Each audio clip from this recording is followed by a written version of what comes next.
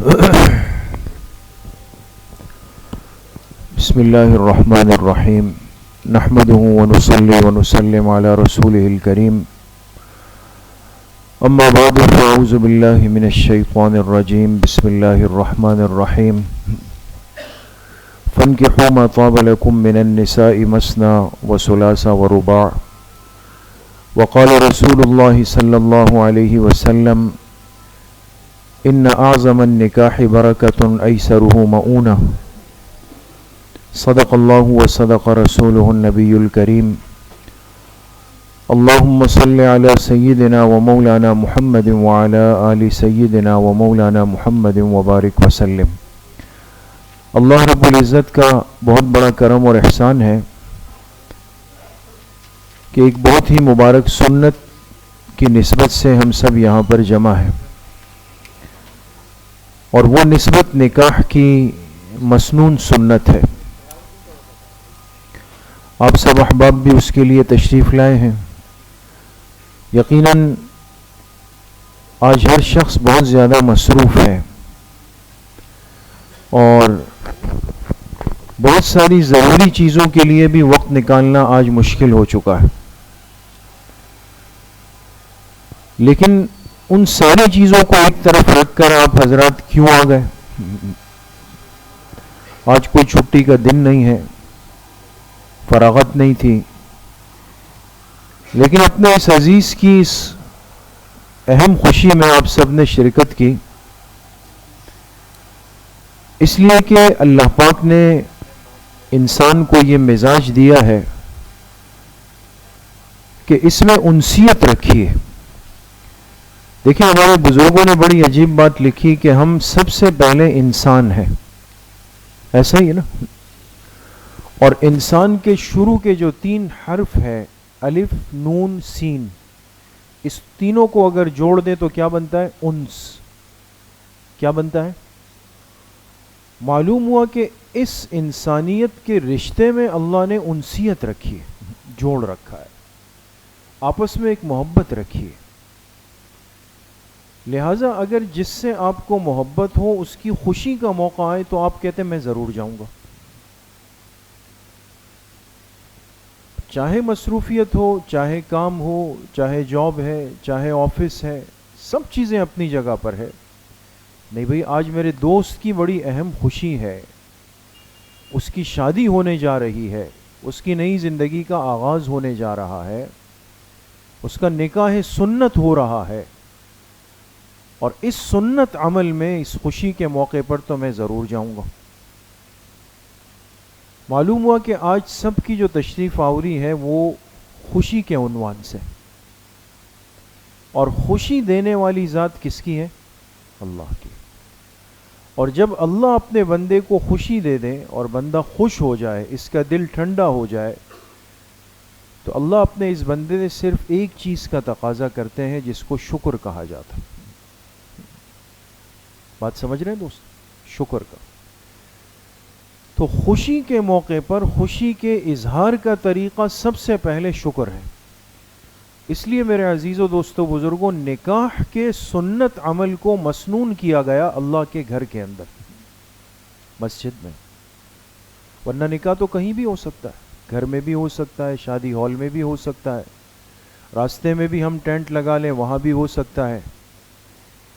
لیکن جناب نبی کریم صلی اللہ علیہ وسلم نے ارشاد فرمایا کہ اعلنوا النکاح واضربوه بالدف واجعلوه فی المساجد، فرمایا نکاح کرو تو اعلان کر کے کرو، یہ کوئی چھپانے والی چیز نہیں ہے کہ انسان چھپ کے کرے گا، اللہ کی طرف سے ایک خوشی ہے، اعلان کرو اس میں،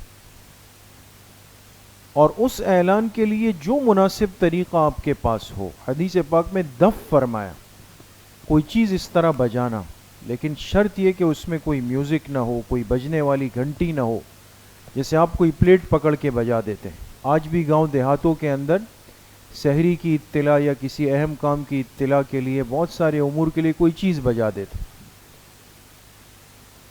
اور آج اس کا مؤثر طریقہ یہ کہ آپ نے کارڈ چھاپ دیا، آپ نے میسج بنا لیا ہے نا، آپ نے ای میل کر دی، آپ نے واٹس ایپ پہ پیغام بھیج دیا، یہ سب اعلان نکاح کی شکلیں.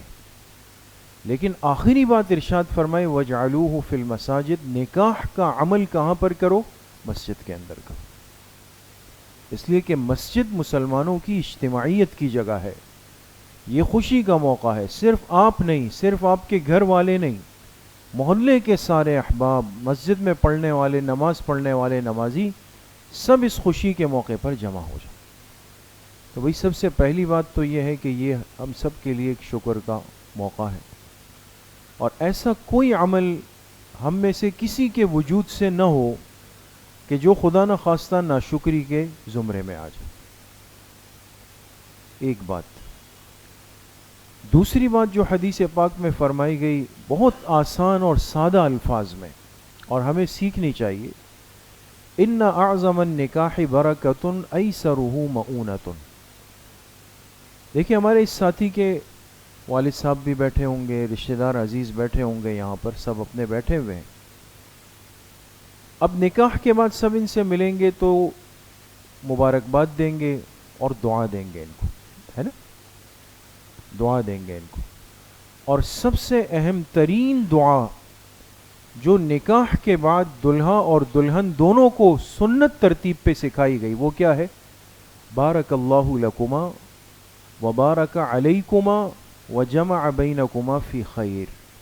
ہمیں یاد رکھنی چاہیے. کتنی چیزیں الفاظ ہم یاد رکھتے ہیں.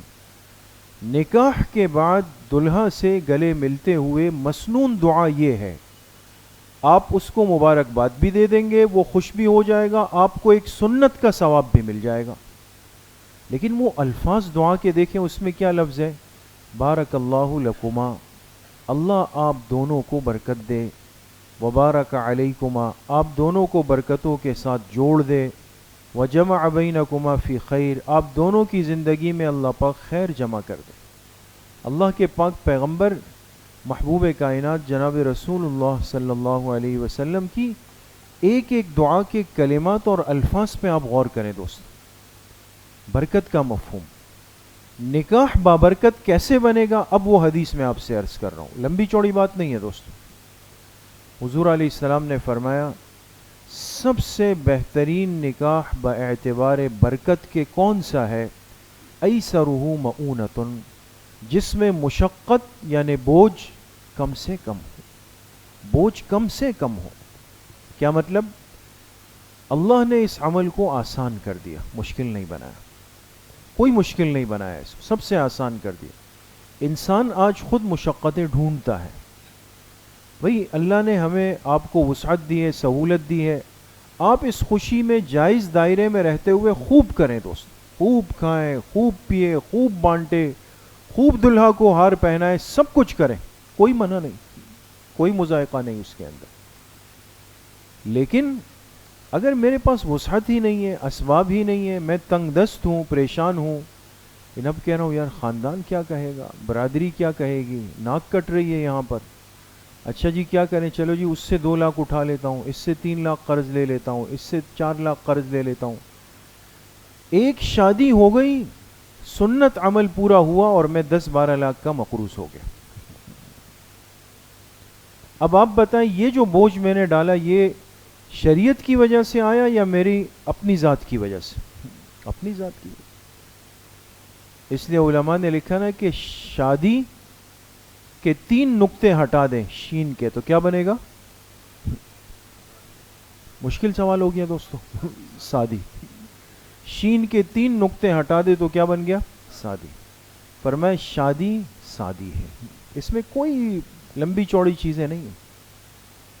تو الحمدللہ آج یہ خوشی کا، شکر کا موقع ہے اور یہ ایک زندگی کا آغاز ہے.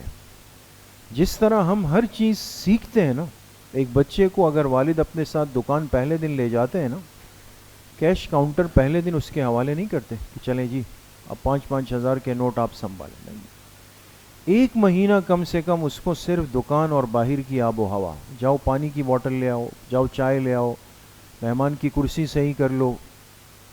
اس کو ایک ٹریننگ، ایک مشق دی جاتی ہے. بچے کو آپ 3 پہیوں کی سائیکل دلائیں نا، چھوٹا معصوم بچہ ہے، تب بھی ماں باپ بے فکر ہو کے اس کو نہیں بٹھاتے بلکہ سہارا دیتے. تو کتنا بڑا سوال ہے کہ ہمارے معاشرے میں آج بچے اور بچیوں کی جب نئی زندگی کا آغاز ہوتا ہے، نکاح ہوتا ہے، تو ہم کتنا اس بارے میں فکر مند ہوتے ہیں کہ بھئی مجھے سیکھنا چاہیے، سمجھنا چاہیے، کسی سے جا کے ملنا چاہیے کہ اب نکاح کی زندگی کا آغاز کرنے جا رہا ہوں، آگے کی زندگی سے متعلق مجھے کچھ سنت ہدایات مل جائے کہ کس طریقے سے اس زندگی کو گزارنا ہے۔ تو یہ بھی ان کی ذمہ داری ہے، دلہا کی، دلہن کی، ان کے والدین کی، کہ وہ اس حوالے سے بھی فکر کریں اور احساس کریں۔ تیسری اور آخری درخواست، یہ دیکھیں ایک خوشیوں کا آغاز ہو رہا ہوتا ہے، نئی زندگی کا آغاز ہو رہا ہوتا ہے، اور جو بڑے حضرات ہیں جن کی شادیوں کو 20 سال، 25 سال، 30 سال گزر گئے، ایک وقت وہ تھا کہ ان کی بھی اس زندگی کا آغاز ہوا تھا، ایسا ہی ہر ایک یہ چاہتا ہے کہ یہ زندگی جب آپ کے پاس آئے تو کھلے الفاظ میں عرض کروں اپنے کراچی شہر کے اعتبار سے کہ بھئی ہم اپنی اس لائف کو انجوائے کر سکیں، ہے نا؟ یہ جو ہے نا، یہ کوئی غلط جملہ بھی نہیں ہے، کوئی ناجائز جملہ بھی نہیں ہے، یہ ان بچوں کا حق ہے دوست، میں صاف عرض کر رہا ہوں، یہ ان کا حق ہوتا ہے۔ اب مصیبت یہ ہے کہ ہم زندگیاں گزار چکے ہوتے ہیں اور یہ زندگیوں کا آغاز کر رہے ہوتے ہیں، تو ہونا یہ چاہیے کہ ان کے سروں پہ ہاتھ رکھیں، ان کو دعائیں دیں، ان کو حوصلہ دیں، ان کو چلنے دیں۔ اگر یہ صحیح نہج پہ جا رہے ہیں، کبھی کہیں کہ جی ہم تھوڑا سا باہر ہو کے آتے ہیں، جی بالکل جائیں، پردے کے اہتمام کے ساتھ جائیں۔ تھوڑی تفریح کے لیے جانا چاہتے ہیں، جی ضرور جائیں۔ کچھ کھانے پینے جا رہے ہیں، جی ضرور جائیں۔ اگر کچھ بیگم کے لیے الگ سے لانا چاہیں تو اجازت ہونی چاہیے نا دوست۔ وہ کسی نے کہا نا کہ دنیا کی سب سے مشکل کام جو ہے وہ شادی شدہ شوہر کے لیے دلہن کے لیے چھپا کے کچھ لانا ہوتا ہے نا؟ اب بیچارہ دروازہ بجاتا ہے، اندر کوئی دیکھ نہیں لے کہ برگر کا ڈبہ لا رہا ہوں الگ سے، تو مشکل کام ہے۔ اب کیوں مشکل ہے بھائی؟ سب کی خوشی ہے، سب کو اجازت ہونی چاہیے، اور ان بچوں کی ذمہ داری ہے کہ اپنے بڑوں کا ہاتھ اپنے سروں کے اوپر رکھیں، ان کی اجازت سے جائیں، ان کی دعاؤں کے ساتھ جائیں، ان کو مطلع کر کے جائیں۔ تو لہٰذا یہ نظام، یہ سسٹم، یہ گھر اتنا خوبصورت بن جائے گا، اتنا آباد ہو جائے گا کہ آپ کو دنیا میں جنت کے مناظر محسوس ہوں۔ بہرحال اللہ پاک آج کی اس مجلس کو مبارک فرمائے اور اس نئی زندگی کے آغاز کو ان کے حق میں باعث خیر و برکت فرمائے۔ انشاءاللہ اب نکاح کا عمل ہوگا۔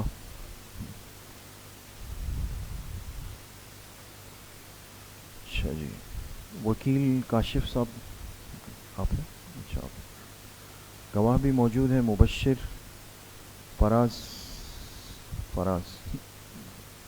موجود ہے نا؟ عارف خان،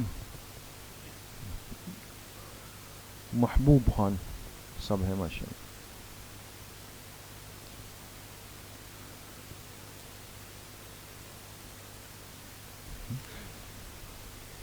صحیح۔ الحمد لله نحمده ونستعينه ونستغفره ونؤمن به ونتوكل عليه ونعوذ بالله من شرور أنفسنا ومن سيئات أعمالنا، من يهده الله فلا مضل له ومن يضلل فلا هادي له، ونشهد أن لا إله إلا الله وحده لا شريك له، ونشهد أن سيدنا وسندنا ونبينا ومولانا محمدا عبده ورسوله صلى الله تعالى عليه وعلى آله وأصحابه أجمعين. أما بعد فأعوذ بالله من الشيطان الرجيم. بسم الله الرحمن الرحيم. يا أيها الذين آمنوا اتقوا الله حق تقاته ولا تموتن إلا وأنتم مسلمون. وقال تعالى: يا أيها الناس اتقوا ربكم الذي خلقكم من نفس واحدة وخلق منها زوجها وبث منهما رجالا كثيرا ونساء واتقوا الله الذي تساءلون به والأرحام إن الله كان عليكم رقيبا. وقال تعالى يا أيها الذين آمنوا اتقوا الله وقولوا قولا سديدا يصلح لكم أعمالكم ويغفر لكم ذنوبكم ومن يطع الله ورسوله فقد فاز فوزا عظيما.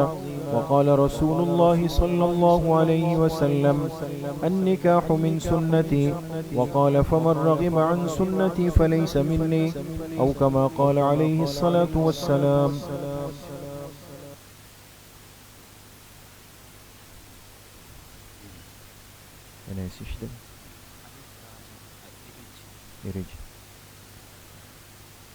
کاشف صاحب،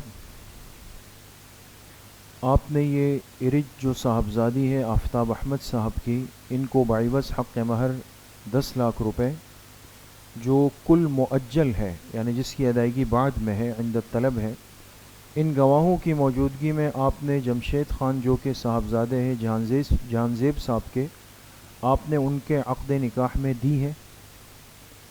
جمشید خان صاحب، آپ نے یہ ارج جو کہ صاحبزادی ہے آفتاب احمد صاحب کی، ان کو بعوض حق مہر 10 لاکھ روپے جو کل رقم مؤجل ہے، یعنی بعد میں جس کی ادائیگی ہے، ان گواہوں کی موجودگی میں آپ نے ارج بنت آفتاب احمد کو اپنے عقد نکاح میں قبول کیا ہے.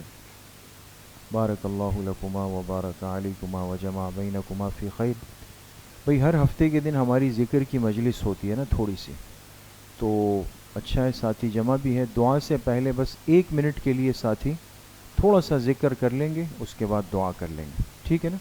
اور یہ خاموش ذکر ہے، سب ساتھی سروں کو جھکا لیں، آنکھیں بند کر دیں، دلوں کی طرف متوجہ ہو جائیں اور یہ تصور کریں کہ میرے سینے کے اندر جو دل ہے اور اس کی جو دھڑکن ہے یہ کہہ رہی ہے اللہ اللہ اللہ.